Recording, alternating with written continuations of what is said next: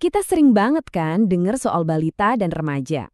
Tapi gimana dengan dekade penting yang ada di antaranya? Usia 6-11 tahun. Dari luar kelihatannya sih ini periode yang tenang-tenang aja. Tapi sebenarnya di bawah permukaan ada sebuah revolusi senyap yang lagi terjadi yang bakal ngebentuk sisa hidup mereka. Ya, kalau dilihat dari luar, masa kanak-kanak pertengahan itu kelihatannya persis kayak gini. Cuma waktu buat main. Dunia mereka kelihatan simpel banget kan? Lari-larian di taman, belajar berteman, lempar-lemparan bola.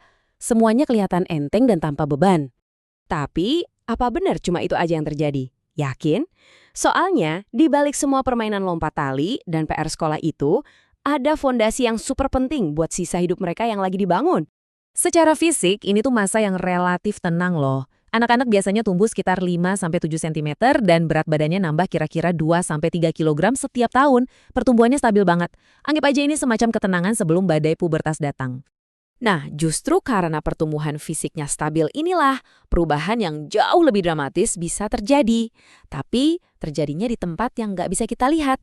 Disinilah revolusi yang sesungguhnya berlangsung. Oke, kenalan dulu sama korteks prefrontal. Anggap aja ini CEO dari otak kita. Nah, selama masa kanak-kanak pertengahan, area ini tuh mengalami perkembangan yang pesat banget. Ngebangun koneksi-koneksi saras yang lebih kuat dan jauh lebih efisien. Terus gimana caranya otak jadi lebih pintar? Lewat sebuah proses yang namanya pemangkasan sinaptik. Coba bayangin deh, otak itu kayak tukang kebun yang lagi merapikan tanamannya. Dia bakal memangkas koneksi-koneksi saraf yang nggak kepake. Hasilnya, otak jadi mesin yang jauh lebih efisien dan bertenaga. Nah, apa dampaknya di dunia nyata? Upgrade ini artinya anak-anak jadi lebih jago buat fokus di kelas, mikir dulu sebelum bertindak, ngendalian emosi, dan beralih dari satu tugas ke tugas lainnya dengan lebih gampang. Semua skill penting ini akarnya dari perkembangan otak di dekade ini. Upgrade otak ini ternyata juga mengubah cara anak-anak bergerak loh. Lompatan kemampuan motoriknya itu luar biasa banget. Anak umur 5 tahun mungkin baru bisa mukul bola yang diam. Tapi beberapa tahun kemudian, karena koordinasi tangan matanya makin bagus, dia bisa loh mukul bola tenis yang lagi bergerak. Sama juga buat kemampuan motorik halusnya. Dari yang tadinya cuma bisa megang krayon, sekarang jadi bisa nulis tulisan sambung dengan rapi. Kita bisa bagi jadi dua kategori nih. Ada keterampilan motorik kasar yang pakai otot-otot besar kayak buat lari, di mana anak laki-laki umumnya sedikit lebih unggul. Terus ada keterampilan motorik halus, ini gerakan-gerakan rumit kayak main alat musik. Nah di sini biasanya anak perempuan sedikit lebih maju. Jadi, coba bayangin ya, tubuh mereka udah siap, otak mereka udah terprogram buat gerakan yang kompleks, dan energinya nggak ada habisnya. Potensinya ada di sana. Tapi pertanyaannya, apakah lingkungan modern kita ini mendukung potensi itu? Sayangnya, disinilah kemajuan biologis mereka justru berbenturan keras dengan tantangan gaya hidup modern. Coba deh lihat data ini. Dulu di tahun 1969, 80% sekolah dasar di Amerika Serikat punya program olahraga harian. Tapi di tahun 1999, angkanya anjlok jadi cuma 20%. Artinya apa? Makin sedikit gerak di sekolah, makin banyak waktu yang dihabiskan buat duduk. Dan konsekuensinya cukup mengerikan. Persentase anak-anak yang mengalami obesitas itu udah naik 3 kali lipat sejak tahun 70-an. 3 kali lipat. Ini bukan sekedar perubahan, ini udah jadi wabah. Dan ini bukan cuma soal penampilan. Obesitas pada masa kanak-kanak itu nyambung langsung ke masalah-masalah kesehatan serius yang biasanya kita pikir cuma dialami orang dewasa, kayak diabetes tipe 2, tekanan darah tinggi, dan bahkan ningkatin risiko penyakit jantung di kemudian hari. Tapi, oke, nggak semuanya berita buruk kok. Di tengah tantangan gaya hidup ini, penting buat kita ingat kalau kita juga udah bikin kemajuan yang luar biasa di bidang kesehatan anak yang lain. Ambil contoh leukemia, kanker yang paling umum pada masa kanak-kanak. Di tahun 60-an, tingkat kelangsungan hidupnya itu kurang dari 5%. Tradis banget. Tapi hari ini, berkat kemajuan medis, angkanya ada di sekitar 75%. Ini tuh kemenangan yang luar biasa, yang nunjukin kalau kita fokus pada suatu masalah, kita bisa bikin perbedaan yang sangat besar. Jadi, sekarang gimana caranya kita mastiin dekade penting ini jadi fondasi buat kesehatan seumur hidup? Buktinya udah jelas kok. Strateginya antara lain, balikin lagi pelajaran olahraga di sekolah, dorong aktivitas bareng keluarga, dan yang paling penting, orang tua harus jadi panutan. Oh, dan jangan salah ya, main video game yang aktif itu bukan pengganti buat main di luar ruangan beneran. Pada akhirnya, inilah yang harus kita ingat. Kebiasaan makan, tingkat aktivitas, dan kesehatan secara keseluruhan yang terbentuk antara usia 6-11 tahun itu sering banget ke bawah sampai dewasa. Ini adalah jendela kesempatan yang nggak boleh banget kita sia-siakan. Revolusi yang terjadi di dalam otak dan tubuh anak-anak selama tahun-tahun ini memang senyap, tapi dampaknya bakal terdengar keras sepanjang hidup mereka. Pernah kepikiran nggak, di balik sistem pendidikan umum yang kita kenal di Amerika Serikat, ternyata ada sistem lain yang berjalan beriringan? Sistem ini dirancang khusus untuk jutaan siswa. Hari ini kita akan coba mengupas lebih dalam dunia pendidikan khusus yang cukup kompleks ini untuk memahami cara kerjanya, apa saja tantangannya, dan perdebatan-perdebatan yang membentuknya. Oke, kita mulai dari satu angka yang mungkin bikin kaget, 14%. Itulah persentase siswa di sekolah umum AS yang menerima layanan pendidikan khusus. Angka ini bukan sekedar statistik loh, ini mewakili jutaan anak yang perjalanan pendidikannya sangat bergantung pada dukungan yang unik dan personal. Jadi siapa aja sih yang masuk ke dalam kelompok 14% ini? Yuk kita bedah lebih dalam lagi untuk melihat rinciannya dan memahami betapa beragamnya kebutuhan yang ada di baliknya. Grafik ini, walaupun datanya dari tahun 2006-2007, tapi bisa kasih kita gambaran yang jelas banget. Coba lihat, kategori terbesarnya adalah kesulitan belajar, yang mencakup lebih dari 5% siswa. Ini langsung menunjukkan ke kita kalau pendidikan khusus itu bukan label tunggal, tapi sebuah spektrum kebutuhan yang sangat luas. Nah, karena kesulitan belajar ini adalah kategori yang paling besar, penting banget buat kita untuk benar-benar paham apa sih artinya. Di bagian ini, kita akan bahas tuntas tantangan spesifik yang dihadapi oleh para siswa ini. Menurut definisi resmi dari pemerintah AS, poin kuncinya begini. Ini bukan tentang kecerdasan atau kemauan. Sama sekali bukan. Ini adalah tentang bagaimana otak memproses informasi, baik yang kita dengar maupun yang kita baca. Disleksia, nah ini mungkin jenis kesulitan belajar yang paling sering kita dengar ya. Bagi seseorang dengan disleksia, huruf-huruf di halaman buku itu bisa kelihatan campur aduk atau bahkan menari-nari, membuat tugas yang kelihatannya simpel seperti membaca jadi sebuah perjuangan yang luar biasa. Selanjutnya ada yang namanya disgrafia. Coba bayangin deh, betapa frustrasinya saat Anda punya banyak ide di kepala, tapi untuk menuangkannya ke atas kertas, tangan rasanya susah sekali diajak kompromi. Nah, itulah tantangan yang dihadapi siswa dengan disgrafia setiap harinya.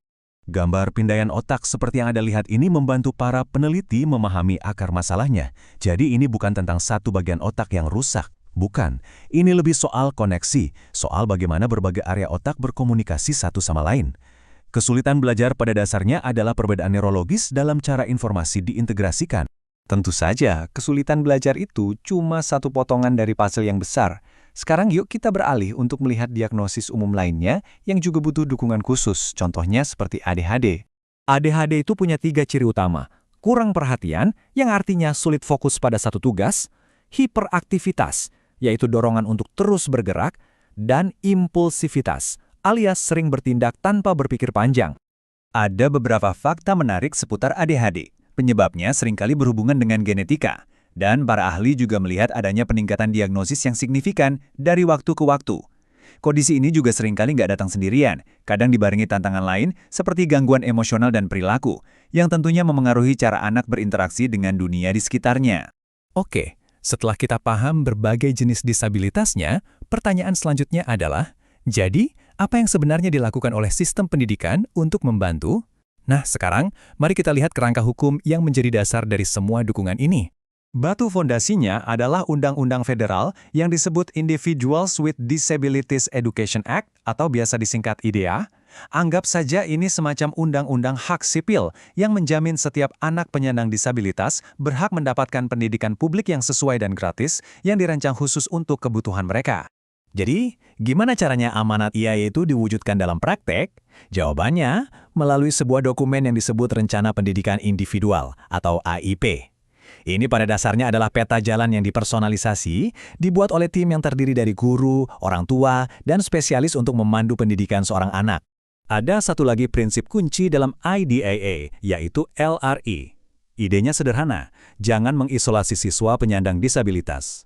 Sebaliknya, tujuannya adalah untuk mengintegrasikan mereka sebanyak mungkin ke dalam kelas reguler, tentunya sambil tetap memberikan dukungan yang mereka butuhkan untuk berhasil. Dan data ini menunjukkan prinsip LRE benar-benar diterapkan. Coba lihat diagram batang ini. Sebagian besar siswa, lebih dari separuhnya, menghabiskan lebih dari 80% waktu mereka di kelas reguler. Ini adalah sebuah perubahan besar jika dibandingkan dengan beberapa dekade yang lalu. Nah, fakta bahwa sebagian besar siswa ini berada di kelas reguler membawa kita ke salah satu perdebatan paling signifikan dalam pendidikan khusus saat ini, yaitu perdebatan tentang inklusi. Inklusi penuh adalah gagasan bahwa semua anak, terlepas dari disabilitasnya, harus dididik di kelas reguler sepanjang waktu. Gambar ini benar-benar melambangkan cita-cita dari lingkungan belajar yang inklusif itu. Tapi, ternyata ini topik yang rumit. Di satu sisi, para pendukungnya berpendapat bahwa dengan dukungan yang tepat, inklusi itu menghasilkan dampak sosial dan akademik yang sangat positif. Tapi, di sisi lain, para kritikus mengingatkan bahwa pendekatan satu untuk semua ini bisa gagal kalau akomodasinya nggak cukup. Dan seringkali, pendekatan yang lebih personal itu jauh lebih bermanfaat. Kutipan dari pakar pendidikan James Kaufman ini sepertinya merangkum nuansa perdebatan dengan sangat baik.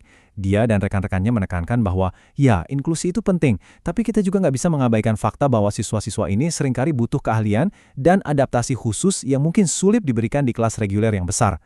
Jadi, ini semua meninggalkan kita dengan sebuah pertanyaan inti. Ini bukan soal memilih antara inklusi atau dukungan khusus. Tantangan sebenarnya adalah menemukan cara terbaik untuk menyatukan keduanya.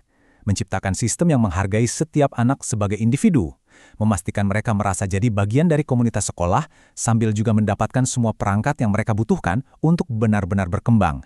Inilah keseimbangan yang terus dicari oleh para pendidik dan pembuat kebijakan. Pernah kepikiran nggak gimana sih caranya pikiran seorang anak itu berkembang?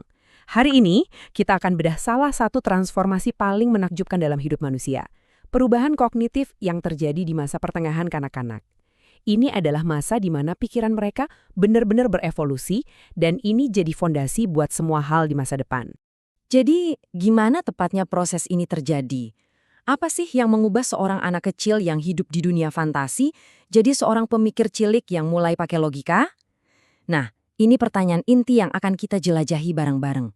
Biar gampang, coba deh kita lihat perbandingan ini.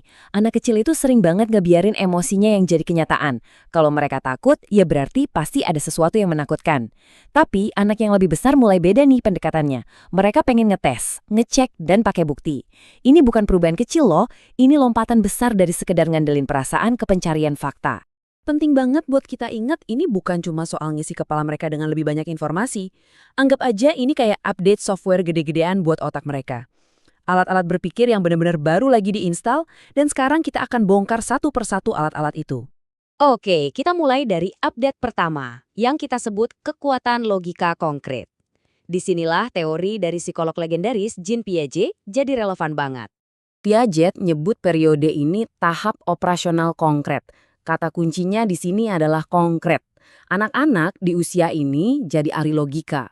Tapi logika mereka itu paling jago kalau berhadapan sama hal-hal yang bisa mereka lihat, pegang, atau bayangin langsung di dunia nyata. Salah satu kemampuan baru yang muncul itu klasifikasi. Anak yang lebih kecil mungkin bingung, kok bisa sih seorang ayah itu juga seorang kakak? Tapi anak di tahap ini udah paham kalau satu orang itu bisa punya banyak peran sekaligus. Pikiran mereka jadi jauh lebih rapi dan terorganisir. Kemampuan penting lainnya adalah seriasi, kemampuan buat ngurutin benda berdasarkan ukuran tertentu, misalnya panjang. Mereka nggak lagi cuma nebak-nebak, tapi mereka udah ngembangin sebuah sistem. Mereka bisa lihat tumpukan tongkat acak dan secara metodis mengurutkannya dari yang paling pendek ke yang paling panjang. Nah, kita lanjut lagi ya. Kalau Piaget tadi ngasih kita kerangka hardware dari pikiran yang lagi berkembang, sekarang kita akan lihat softwarenya, memori, strategi berpikir, dan kemampuan baru yang luar biasa untuk melihat ke dalam pikiran sendiri. Ini poin yang penting banget. Peningkatan memori di masa ini bukan cuma soal punya ruang penyimpanan yang lebih besar, tapi ini tentang di mana anak-anak secara aktif pakai pikiran mereka buat nyimpen dan ngambil informasi. Mereka jadi pengguna memori yang lebih strategis. Ada satu studi klasik soal catur yang nunjukin ini dengan jelas banget. Anak-anak yang jago catur ternyata bisa ngingat posisi bidak catur jauh lebih baik daripada mahasiswa. Kok bisa? Kuncinya bukan umur, tapi strategi.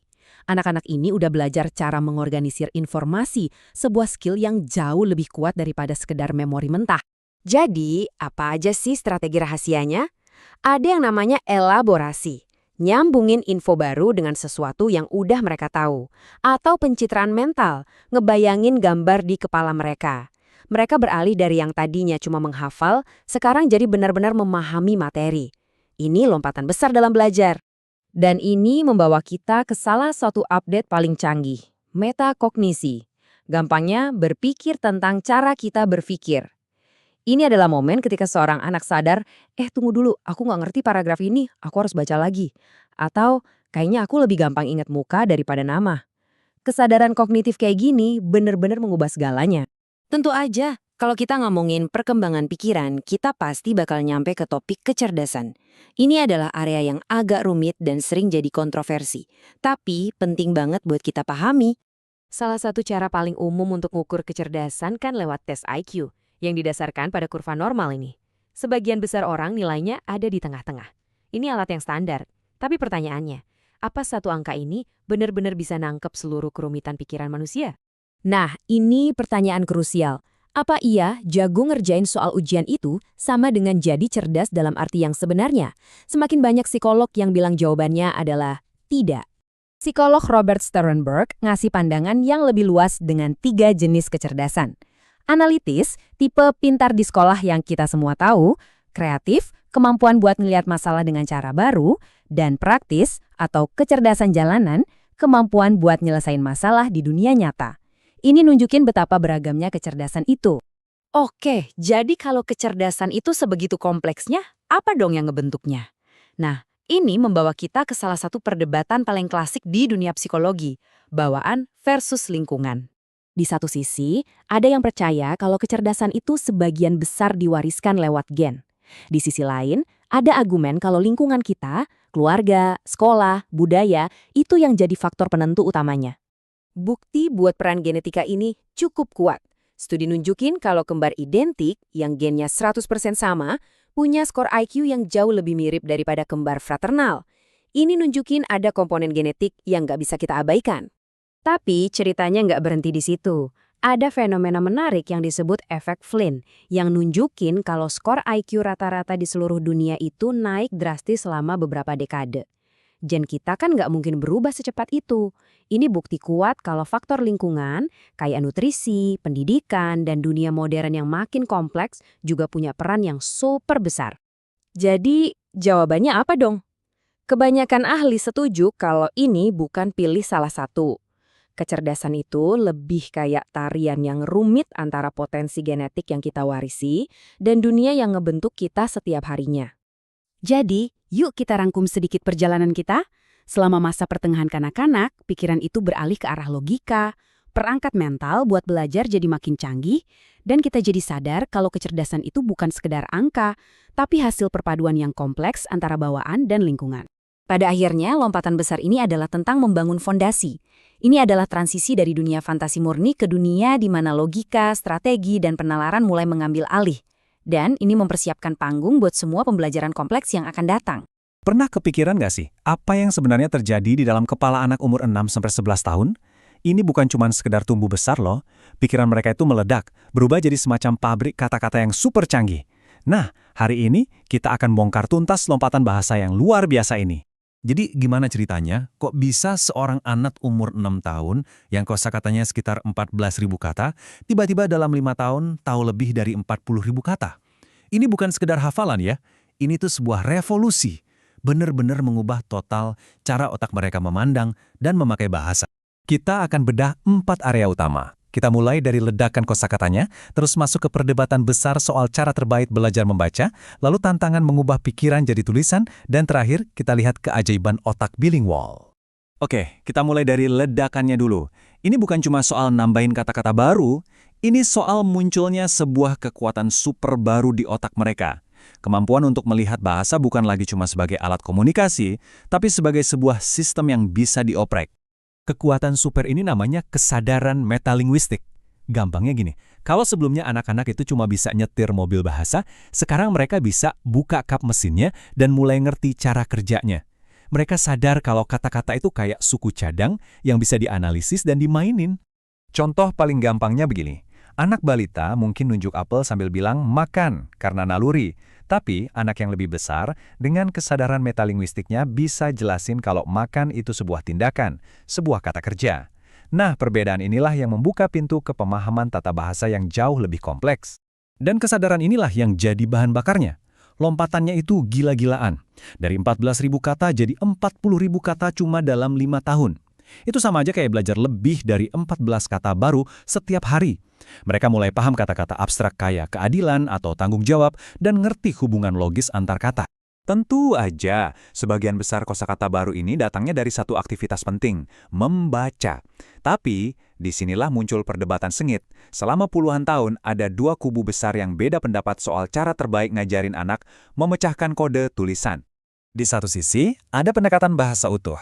Kubu ini percaya kalau belajar membaca itu harusnya alami, sama kayak kita belajar ngomong. Jadi, anak-anak diajak langsung kenal seluruh kata dalam konteks cerita yang seru. Di sisi lain, ada pendekatan fonik yang lebih terstruktur. Di sini, anak-anak diajarin buat memecah kode, menghubungkan huruf dengan bunyinya satu persatu. So, mana yang lebih benar nih? Mendingan fokus ke makna cerita secara utuh atau capek-capek bongkar kata jadi bunyi-bunyian? Jawabannya ternyata krusial banget. Walaupun dua-duanya ada manfaatnya, riset sekarang ini menunjukkan dengan sangat jelas, fonik itu kuncinya. Tanpa kemampuan buat membunyikan kata-kata yang belum pernah mereka lihat, anak-anak bakal terus kesulitan. Fonik itu ngasih mereka fondasi buat jadi pembaca yang mandiri. Begitu anak bisa membaca, tantangan berikutnya adalah kebalikannya, menulis. Kalau membaca itu ibarat memecahkan kode, nah menulis itu menciptakan kode. Dan ternyata, menciptakan kode itu jauh lebih susah. Ini salah satu proses paling menantang yang harus mereka kuasai. Coba deh, lihat contoh tulisan anak umur 6 tahun ini. Ejaannya mungkin masih kreatif ya, tapi lihat deh strukturnya. Ada alur cerita, ada karakter. Ini bukti kalau otak mereka udah mulai paham kalau tulisan itu alat buat membangun dunia dan menyampaikan ide. Keren kan? Supaya bisa jadi penulis yang baik, seorang anak itu harus bisa juggling beberapa tugas sekaligus. Ngatur ide, bangun argumen yang masuk akal, pakai tanda baca yang benar, sampai mikirin gaya tulisan. Waktu kita ngomong, ini semua otomatis. Tapi begitu di atas kertas, semuanya harus dibangun dari nol. Dan ini kenyataannya. Menulis itu emang susah. Statistik ini cukup bikin kaget ya. Ini bukan cuma soal salah eja, tapi soal sulitnya mengubah pikiran yang rumit jadi tulisan yang jelas dan meyakinkan. Ini nunjukin betapa pentingnya kita ngasih dukungan yang tepat dalam pengajaran menulis. Oke, yang terakhir kita akan bahas sebuah fenomena yang bisa membentuk urang otak anak dengan cara yang paling menakjubkan, bilingualisme. Sebenarnya apa sih yang terjadi kalau otak anak harus mengelola dua dunia bahasa sekaligus? Di kelas-kelas seperti ini, di seluruh dunia, ada sesuatu yang luar biasa sedang terjadi. Anak-anak ini bukan cuma belajar dua kosakata atau dua set aturan bahasa. Otak mereka sedang ditempa dengan cara yang unik dan powerful. Hasil penelitiannya tuh konsisten banget. Anak-anak bilingual punya keunggulan kognitif. Anggap aja otak mereka itu kayak pusat kendali lalu lintas udara yang super efisien.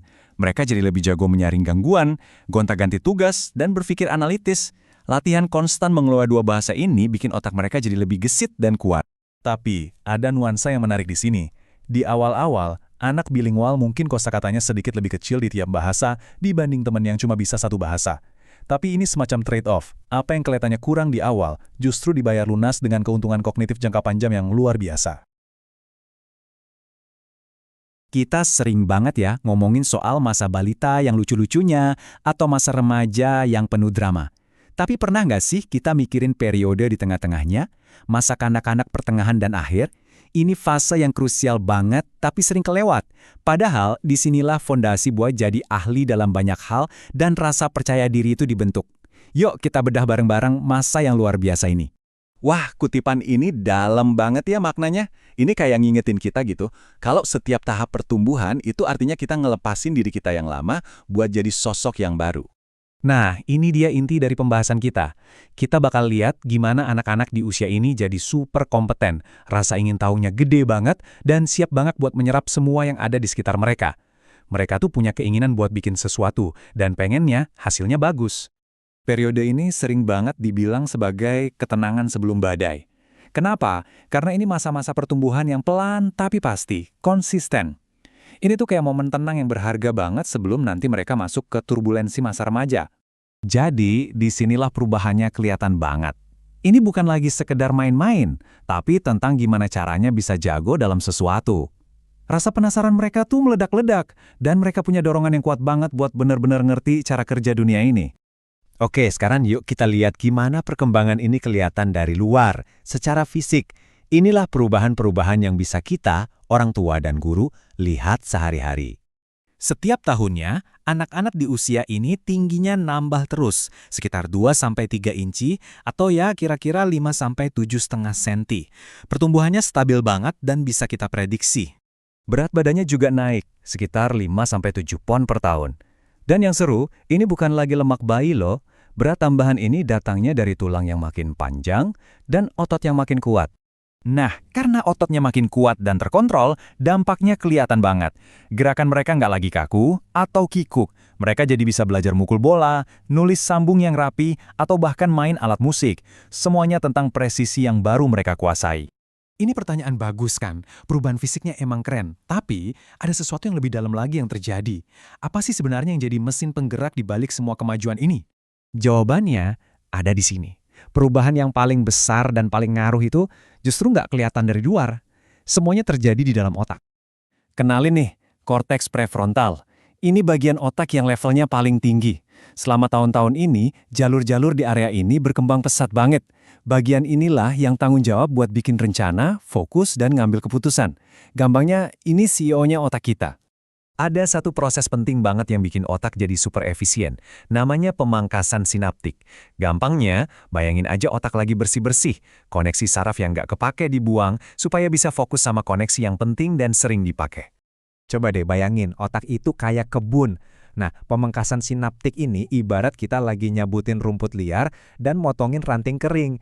Tujuannya, biar tanaman yang paling kuat dapat semua nutrisi dan bisa tumbuh subur. Kuncinya itu efisiensi. Jadi hardware otaknya kan udah di-upgrade nih. Otomatis softwarenya juga jadi baru dan canggih buat mikir dan mecahin masalah. Anak-anak tuh bukan cuma jadi lebih pinter, tapi cara mereka berpikir itu berubah total. Psikolog terkenal, Jean Piaget, nyebut ini tahap operasional konkret. Maksudnya apa? Di tahap ini, anak-anak mulai bisa melakukan operasi mental. Mereka bisa mikirin sebuah tindakan, terus ngebayangin kebalikannya. Tapi syaratnya, itu harus berhubungan sama sesuatu yang nyata, yang bisa mereka lihat dan sentuh. Nah, ini contoh klasiknya. Kalau anak yang lebih kecil, dia pasti bilang tanah liat yang panjang itu lebih banyak, karena ya lebih panjang. Tapi anak di tahap ini, dia bisa secara mental menggulung kembali tanah liat itu di otaknya. Dan sadar kalau jumlahnya ya sama aja. Mereka nggak lagi gampang ketipu sama penampilan luar. Kemampuan berpikir logis ini juga ngebuka pintu buat kreativitas. Kita mulai lihat munculnya pemikiran divergen, kemampuan buat nemuin banyak banget solusi buat satu masalah. Ini beda banget sama pemikiran konvergen, yang cuma nyari satu jawaban benar, yang biasanya diukur di tes IQ. Tapi kita juga tahu ya, kalau perjalanan perkembangan setiap anak itu unik dan nggak selalu sama. Yuk kita geser sedikit buat ngebahas dengan lebih empati, apa yang terjadi kalau ada variasi dalam perkembangan, khususnya soal kesulitan belajar. Di Amerika Serikat, sekitar 14% dari semua anak usia 3-21 tahun itu menerima layanan pendidikan khusus. Ini angka yang gede loh, dan ini nunjukin betapa pentingnya buat kita untuk ngerti dan dukung berbagai macam jalur perkembangan anak. Kalau kita pecah lagi angkanya, satu hal jadi jelas banget. Kesulitan belajar adalah kategori yang paling umum. Ini ngasih kita konteks penting, terutama pas kita mau bahas kondisi kayak ADHD. ADHD atau Attention Deficit Hyperactivity Disorder itu sering banget disalahpahami. Penting buat diingat, ini bukan masalah karakter atau kemauan. Penelitian nunjukin ini ada hubungannya langsung sama keterlambatan perkembangan di area yang tadi kita bahas, si CEO otak korteks prefrontal. Jadi ini tantangan kontrol kognitif, bukan kegagalan personal. Terus, gimana cara kita mendukung perkembangan semua anak, apapun kondisinya? Salah satu cara paling ampuh ternyata, olahraga. Aktivitas fisik itu terbukti secara langsung bisa ningkatin fungsi kognitif, terutama soal perencanaan dan kontrol yang diatur sama si korteks prefrontal. Jadi ini bukan cuma buat kesehatan badan, tapi juga ibarat nge-gym buat otak. Pada akhirnya, masa kanak-kanak pertengahan ini intinya adalah tentang membangun. Membangun otot, membangun koneksi otak, membangun logika, dan membangun rasa percaya diri. Ini ninggalin kita dengan satu pertanyaan penting. Sebagai orang tua, pendidik, dan masyarakat, gimana caranya kita bisa nyiapin lingkungan di mana setiap anak bisa membangun fondasi yang paling kokoh untuk masa depan mereka?